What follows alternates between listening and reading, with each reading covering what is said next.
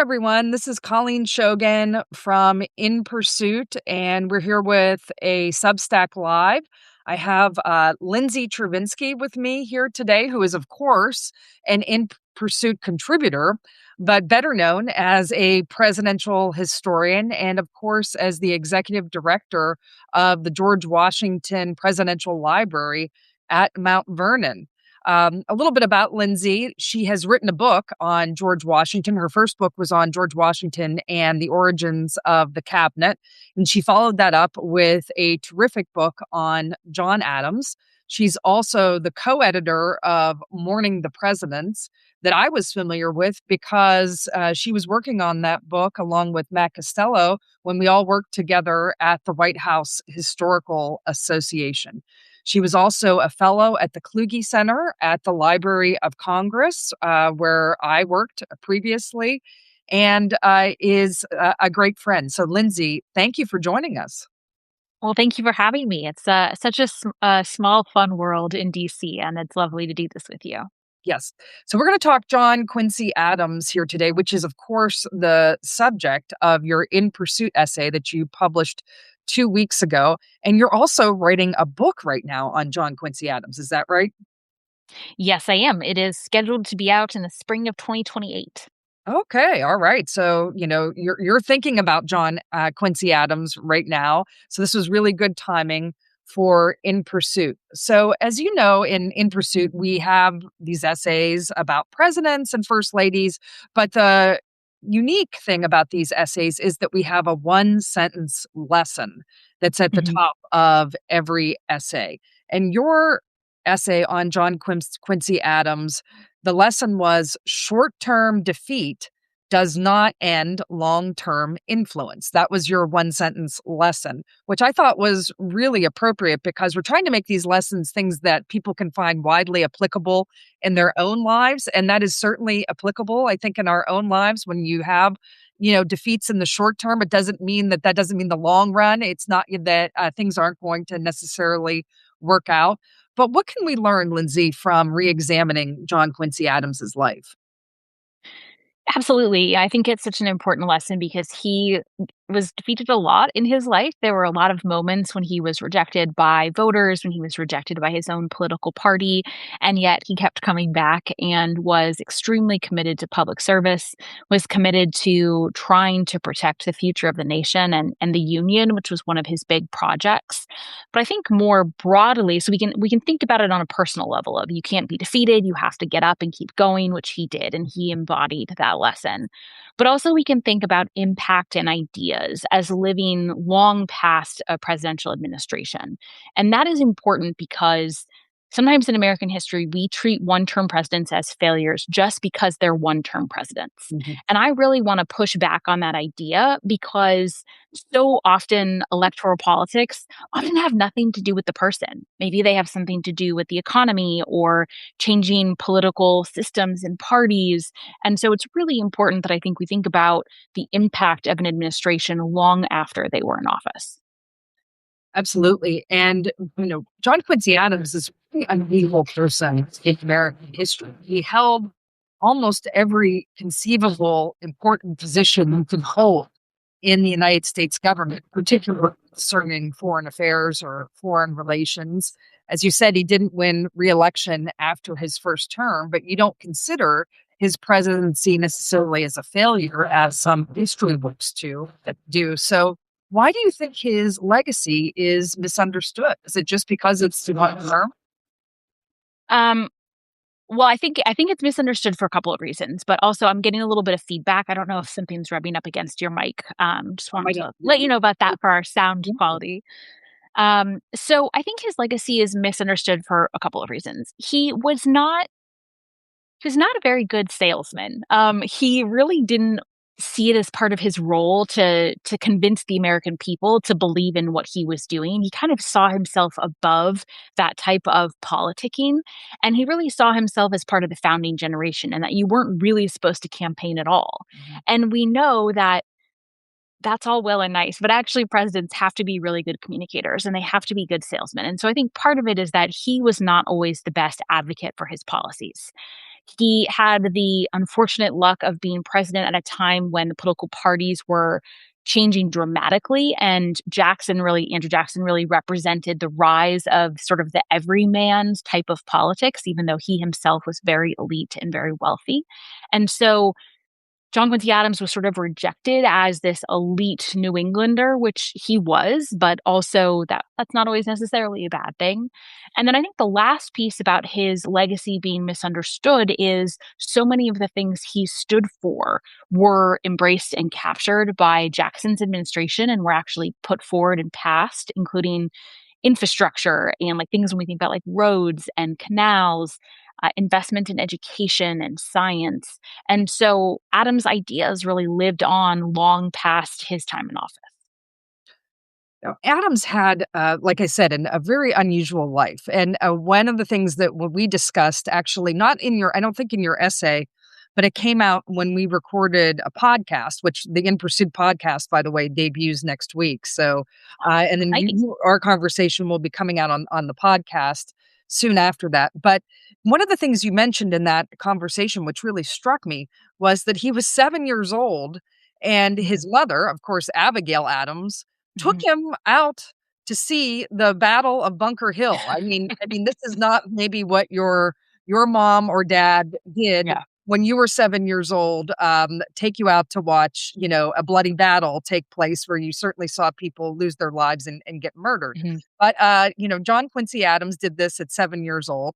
And then continuing the unusual nature of his childhood, when he was 12 years old, he served as his father's secretary during his diplomatic service in Paris after the American Revolution is concluding, and John Adams is trying to bring about a diplomatic end to it.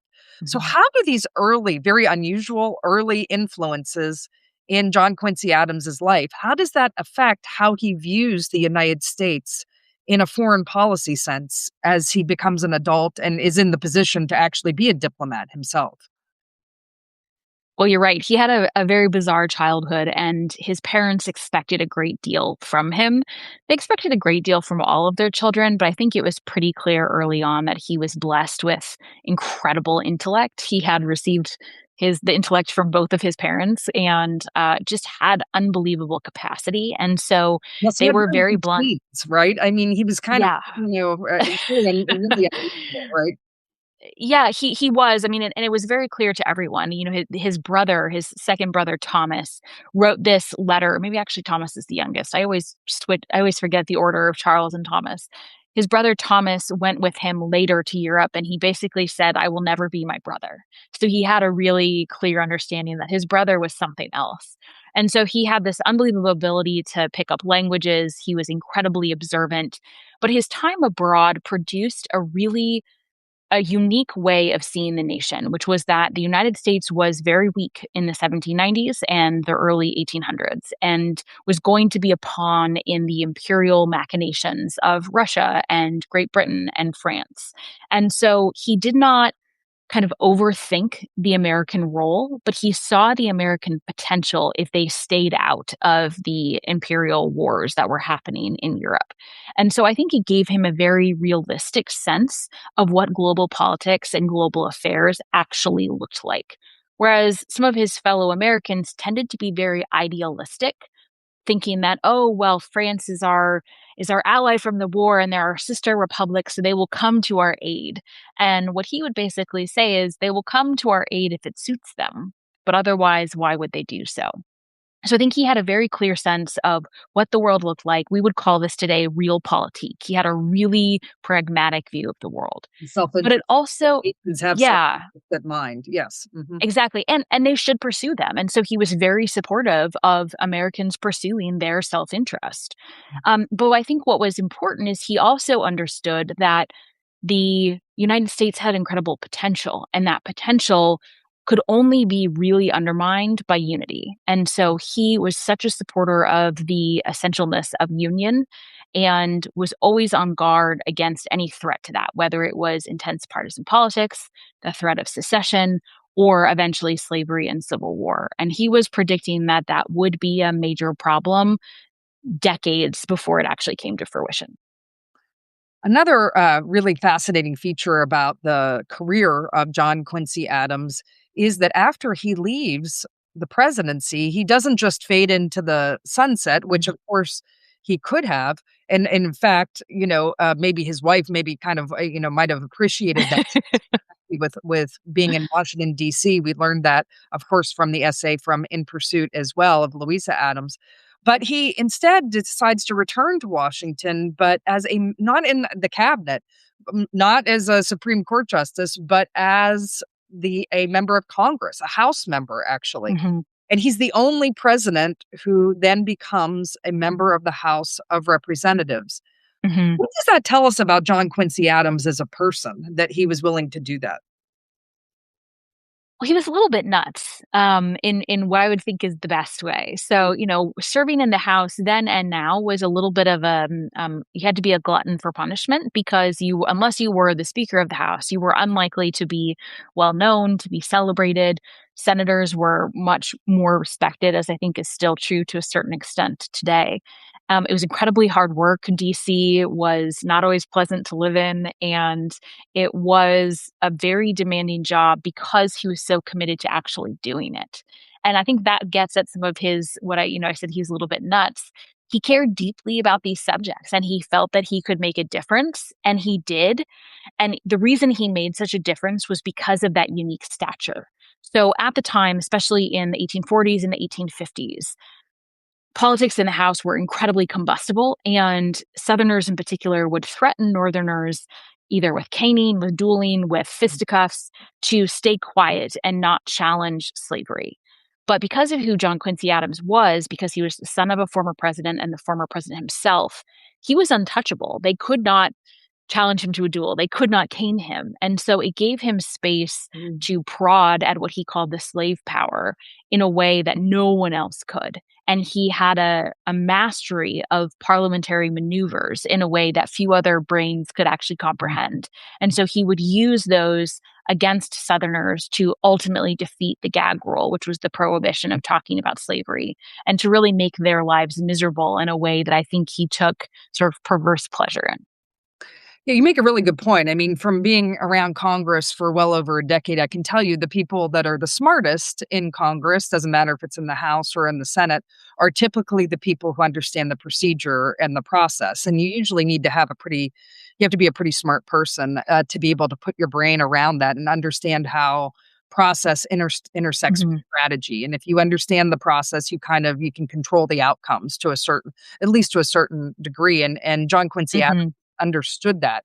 So, and we've talked about that he has, had these, super smart parents. He's a tremendous intellect. Nobody disputes that.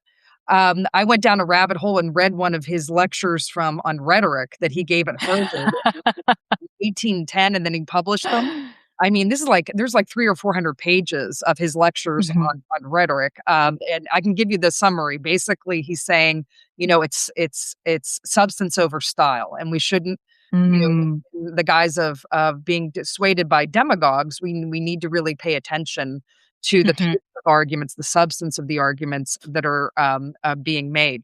But I wonder whether John Quincy Adams, because he has this tremendous intellect, does that help him as a politician, or does it ultimately end up in some ways, especially as president, does that end up hurting him? Mhm. It does as president. So, I mean, I think it really set him shoulders above when it came to diplomacy. He was, I think, probably the greatest Secretary of State the nation has ever had because he had such an incredible grasp of all the issues and really enjoyed kind of the battle of diplomacy where the intellect really won out. And I think that that same intellect proved to be very valuable when he was in the House. So, in terms of that type of politics, it was useful. But as president at the time, he needed to be able to build coalitions. He needed to be able to work with people in the House. It really was a mastery of human dynamics that the presidency required. And in some ways, and especially in 1824, Louisa was able to smooth the way and really help with some of that campaigning. But once he was actually in office, she couldn't do it for him. And so I do really think it undermined his ability because I think he got frustrated with people and he got frustrated that people weren't understanding or thinking the same way he was. And so he was unable to really build the type of coalitions, either unable or unwilling to build those coalitions, to build the partnerships, to do the glad handing required to make the presidency work. That's one of the, big lessons that we're finding as these essays pour in for In Pursuit is really the role that compromise plays in Mm, a mm, large democracy like the United States.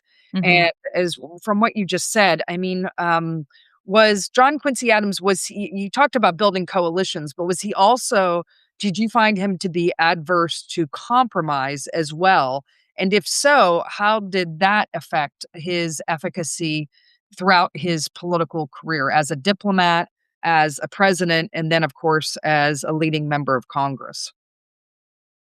Well, I think he was more willing to accept it as a diplomat because I think he understood the value of compromise in diplomatic negotiations.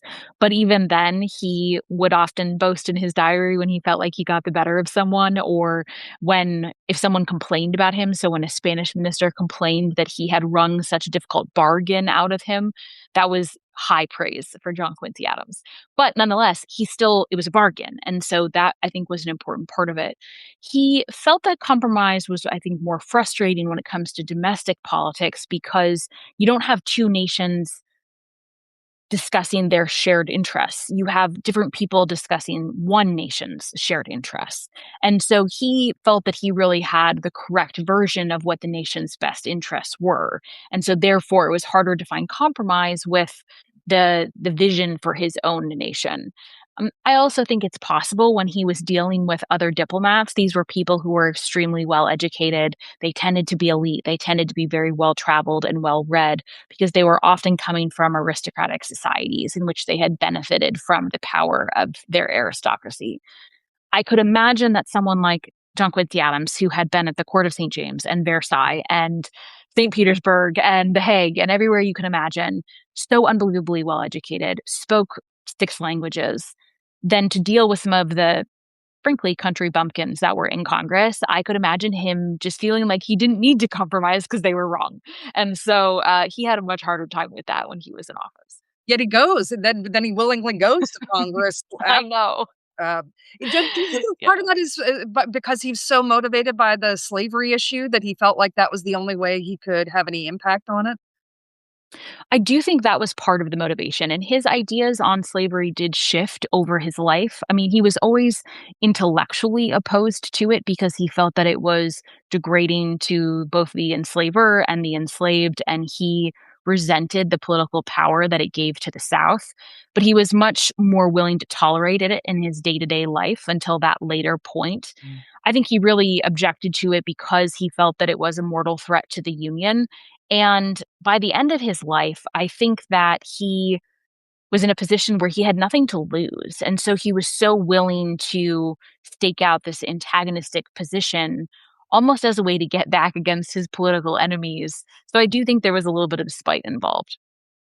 I think you also told me in the podcast that when John Quincy Adams dies, in actually dies, ends up dying in Congress, right? Mhm. His desk is right next to whose desk in Congress? Yeah, his desk is just a couple desks away from Abraham Lincoln's. And Amazing. I you can see the markers on the floor of the House Rotunda now, and it's such a powerful statement because if you think about what his life spanned, you talked about when he was 7 being at the Battle of Bunker Hill and then being in Congress with Lincoln.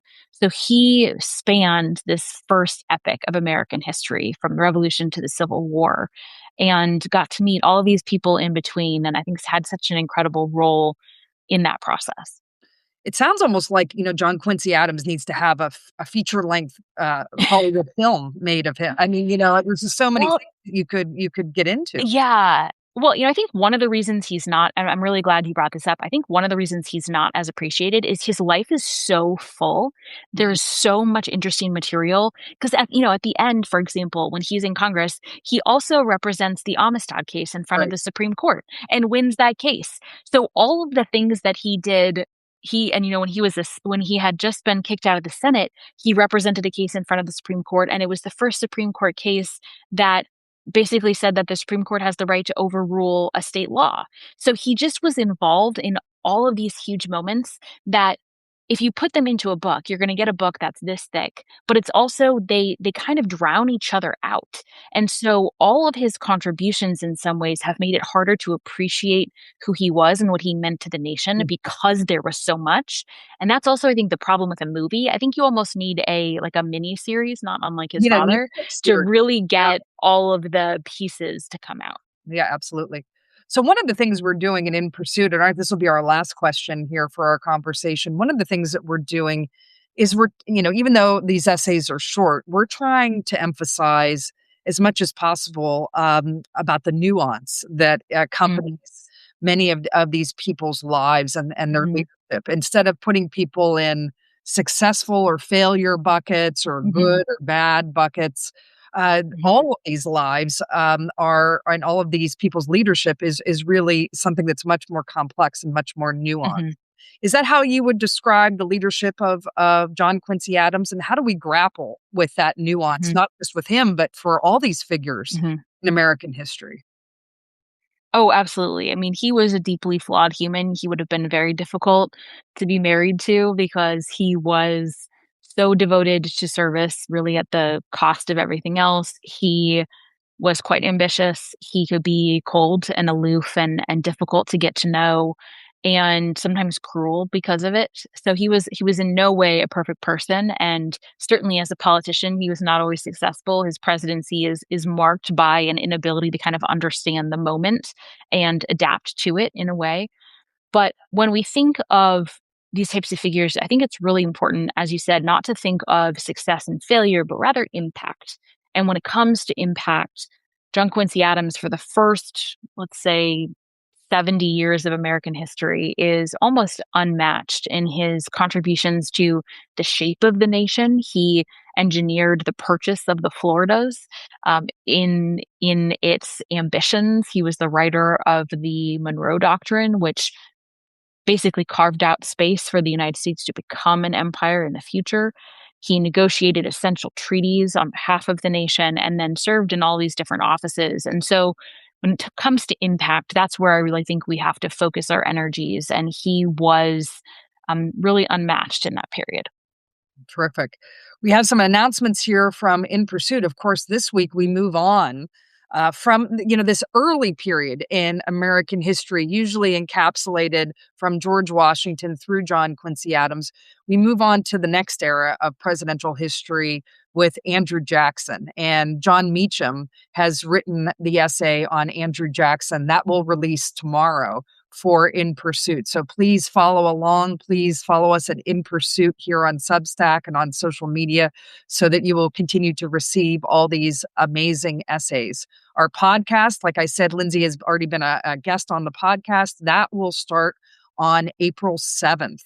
And anywhere you get your podcasts, any of the different distributors, you will be able to find In Pursuit as a podcast. And we hope you will tune in and listen to more in-depth conversations that we're able to have with some of our best essayists talking about presidents and first ladies. And Lindsay, do you have any announcements from Mount Vernon, from the George Washington Library that you want to share with us? Any important things that are going to be happening? Well, thank you for asking. So we just soft launched a brand new exhibit that is a massive biography of George Washington in his lifetime. So be sure to come see that. The house has been recently renovated and it is looking in probably the best shape it's looked for 100 years and has the most accurate interpretation. So this year will be a busy one for the 250th anniversary, of course, of the nation's birthday. And then if you are interested in these types of subjects, which I would imagine you would be if you're here, in the fall, we will be hosting a democracy symposium, which looks at 9 of Washington's key contributions to the nation, things like civil control of the military, peaceful transfer of power, the presidency, the Constitution, religious freedom, and then critically, where we are today with those. So that will be, I think, a really fun event. And you can find out more information at mountvernon.org/library. Terrific. And yes, I'm going to go see the exhibit soon. And in about 2 weeks, I'm going to come for a Excellent. special members only night. So I'm very excited Wonderful. about that. And I got to see the house. The mansion is it reopened, and it's fantastic. And what amazing work that Mount Vernon has done. Your curatorial team, your preservation Mhm. team, your conservation team, to be able to do that amazing work in the house, and opened up, for the summer, which is going to be, I'm sure, a Mhm. time of, really record breaking visitorship at historic sites. We Hopefully. hope so. We hope so. Yes. Well, thank you so much, Lindsay, for joining us. And like I said, we'll be out tomorrow with a new essay of In Pursuit. Thank you.